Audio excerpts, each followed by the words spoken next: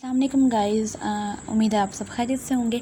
आज जो हम लोगों ने पढ़ना है वो बेसिकली हमारा क्या है, gluconeogenesis. What does mean ग्लूको? ग्लूको means it's glucose, ठीक है। What does neo means? Neo is means new, and genesis means the synthesis और the formation. So what does the gluconeogenesis means? It means the formation of the glucose from new sources. So another definition ये भी हम कह सकते हैं कि हम non carbohydrate sources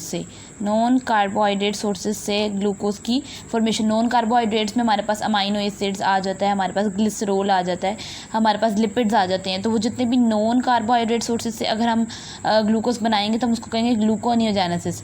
ये जो स्टेप्स यहाँ पे मेंशन लिखे हुए हैं ये ग्लाइकोलिसिस के हैं। ये मैं आपको यहाँ पे भी डिटेल नहीं बताऊँगी बिकॉज ये हमारा एक अलग टॉपिक है ग्लाइकोलिसिस का। अगर आप वो देखना चाहते हैं तो मेरी आप दूसरी वीडियो ग्लाइकोलिसिस के ऊपर देख सकते हैं। जो मैंने ये मेन स्टेप्स लिखे ये मैंने यहाँ पे क्यों लिखे हैं, क्योंकि इसमें 3 ऐसे स्टेप्स हैं जो कि हमारे पास ग्लाइकोलिसिस के अंदर चेंज है। पहले तो आपको पता होना चाहिए कि अगर हम ग्लाइकोलिसिस की बात करें तो उसमें क्या होता था कि हम लोग बनाते थे ग्लूकोज से हम लोग पायरोवेट बनाते थे, ठीक है। लेकिन जो हमारा ग्लाइकोनियोजेनेसिस है इसमें हम क्या करेंगे, इसमें हम पायरोवेट से हम लोग ग्लूकोज बनाएंगे।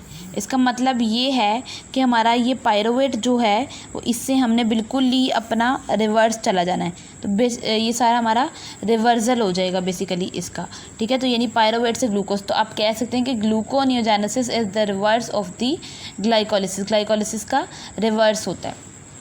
अच्छा, तो उसमें 3 ऐसे बेसिक स्टेप्स हैं जो कि हमारे पास इरिवर्सिबल हैं, जो हमारे पास ग्लाइकोलिसिस में वो हमारे पास ग्लाइकोनियोजेनेसिस में चेंज होते हैं। उसमें क्या है कि जो हमारा एक पहला स्टेप है, आप देख सकते हैं कि मैंने इनको यहाँ पे एक दूसरे पेन से लिखा ताकि आप देख सकें कि फर्स्ट स्टेप जो हमारा इरिवर्सिबल यहाँ पे आ जाता है वो ग्लूकोकाइनेज एंजाइम की प्रेजेंस में जो ग्लूकोज का ग्लूकोज 6 फॉस्फेट बनता है।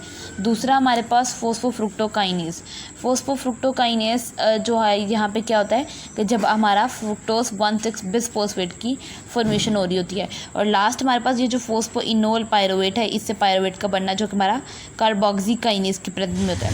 अच्छा, पहले तो आपको ये पता होना चाहिए कि हमारा क्या होता है जब हमने नॉर्मल क्वांटिटी में हमारे पास ग्लूकोज की जो फॉर्मेशन होती है वो हमारे पास क्या होता है कि जब हमने बहुत ज़्यादा मील खाया हुआ है, हमने बहुत अपना पेट भर के खाया हुआ है, जिसे कहते हैं ना कि रज के खाया हुआ है हम लोगों ने, तो उसमें हमारे पास ग्लाइकोलिसिस पहले ही हमारे पास ज़्यादा है। और अब हम चाहते हैं कि उस ग्लाइकोलिसिस को हम ग्लूकोज को हम यूज़ कर लें, तो वो हमारा आ जाता है हमारा उसमें ग्लाइकोलिसिस।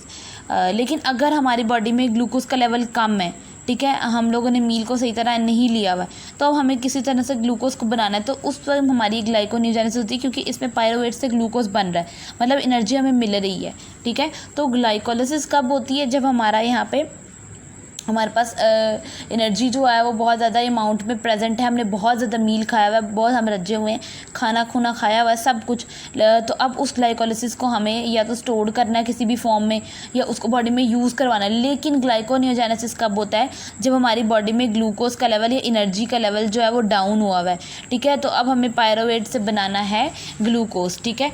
तो ये बेसिकली होता है हमारा कि ग्लूकोनियोजेनेसिस कब हो रही है, उसकी क्या बेसिकली मेजर स्टेप्स हैं। जो बाकी इसकी डिटेल है उनके 3 रिवर्सिबल स्टेप्स की, वो हम लोग अभी नेक्स्ट वीडियो में देखते हैं।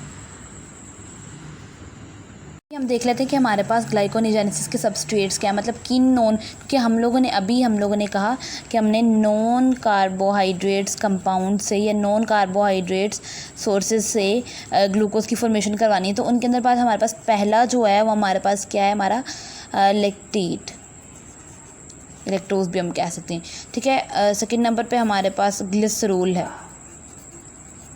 और थर्ड नंबर पे हमारे पास क्या है, अमाइनो एसिड्स।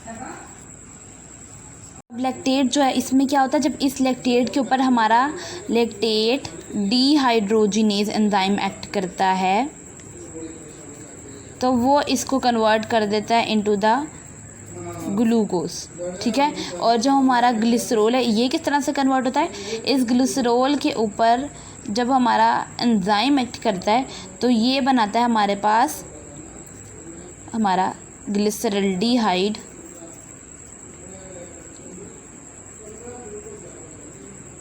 3-फॉस्फेट, ठीक है, जो फिर हमारा क्या करता है आगे हमारा फिर वो ग्लूकोज में कन्वर्ट होता है। और ये अमाइनो एसिड के हमने बहुत ज़्यादा मछली हमने इस तरह से लिया हुआ है, कुछ मुर्गी जिनमें प्रोटीन्स बहुत ज़्यादा, यू नो कि अमाइनो एसिड्स कौन से होते हैं जिनमें प्रोटीन्स बहुत ज़्यादा होती है। तो अगर हमने कोई ऐसा मील है जिसमें हमारे पास अमाइनो एसिड्स ज़्यादा हैं, ठीक है, तो वो अमाइनो एसिड्स की जब हमारे पास ब्रेक डाउन होगी, उनके ऊपर एंजाइम्स एक्ट करेंगे, तो वहाँ से वो हमारे पास ग्लूकोज में कन्वर्ट होंगे। और ये जो लैक्टोज है ये बेसिकली हमारे पास मिल्क में, इन द मिल्क प्रेजेंट होता है, ठीक है। तो ये 3 हमारे पास नॉन कार्बोहाइड्रेट सोर्सेज हैं जिनसे हमारे पास ग्लूकोज बन रहा है। तो ये ग्लूकोज ये जाने से अब हमें समझ आई कि हमने क्यों कहा था कि हमारा formation of the new carbohydrate means के new glucose from the non carbohydrate sources के, ये इनमें से तीनों में से कोई भी कार्बोहाइड्रेट्स का इनसे कोई लेना देना नहीं है। और ये लैक्टेट से कब हो रहा है, जब बहुत ज़्यादा हम लोग मिल्क चीज़ें चीज़ी योगर्ट्स वगैरह करते हैं, तो वो फिर आगे इनके ऊपर ही एंजाइम करके ग्लूकोज बनता है। इसलिए ग्लिसरॉल जब हमारा ग्लिसरॉल 3-फॉस्फेट जब वो बनता है तो वो आगे ग्लूकोज में कन्वर्ट होता है। और अमाइनो एसिड जो प्रोटीन्स हैं इनकी जब ब्रेक डाउन होती है हमारे पेंक्रियाज वगैरह में, तो ये हमारा यहाँ पे ग्लूकोज बन जाता है। सो जो मैंने आपको बताया कि 3 इरिवर्सिबल स्टेप्स जो कि ग्लाइकोलिसिस से ग्लाइकोनियोजेनेसिस के चेंज हैं, उसके लिए हम लोग चलते हैं नेक्स्ट वीडियो की तरफ।